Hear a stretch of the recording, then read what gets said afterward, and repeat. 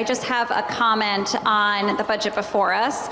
And I really appreciate the good Chairwoman's work on this budget, as well as Chairwoman of the Appropriations Committee, because I know fully that if you are a parent or you know a parent, you know just how expensive it is to find affordable childcare in our state of Connecticut, being one of the highest cost states for childcare. And if you are an educator who is caring for our youngest children, you know how hard it is to make ends meet on the wages that you are getting paid as an educator. And if you are an employer out there looking for employees, you know how hard it can be to find an employee when they lack access to affordable and accessible childcare.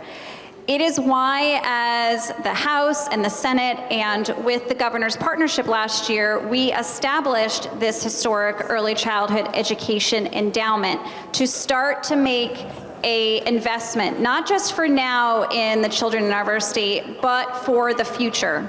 And last year, we made a down payment into that endowment to make sure that we could start creating this investment. And because of that down payment of $300 million that we made last year, already this year, we've been able to expand to create 1,000 new childcare spaces. We have increased rates to our early start providers by 8%. And we've also increased the scholarships available to our early childhood educators so they can continue to pursue this important field.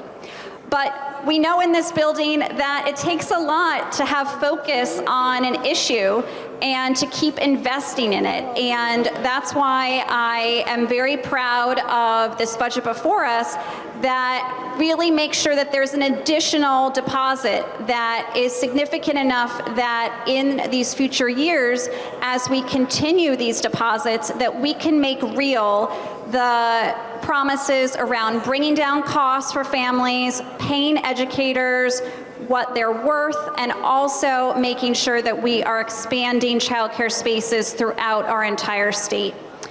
I know that for so many families right now, they are struggling to pay the bills, and I hope that this commitment to early childhood education indicates to them we're not just thinking of them, but we know as a state that the best return on investment we can make is in the earliest years of our children.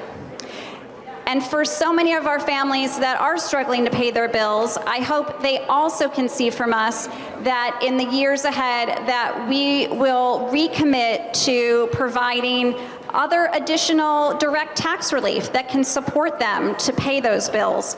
You know, I know we've had discussions here today even about the dollars that are going to our municipalities, is the hope that that can stabilize our property taxes.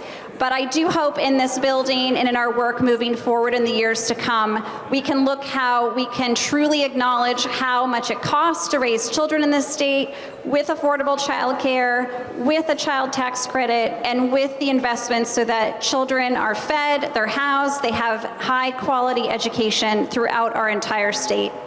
And I just want to, again, thank the good chairwomen for their work on this budget, because it indicates that here in the state of Connecticut, we don't want to leave any child or any family behind. Thank you, Mr. Speaker.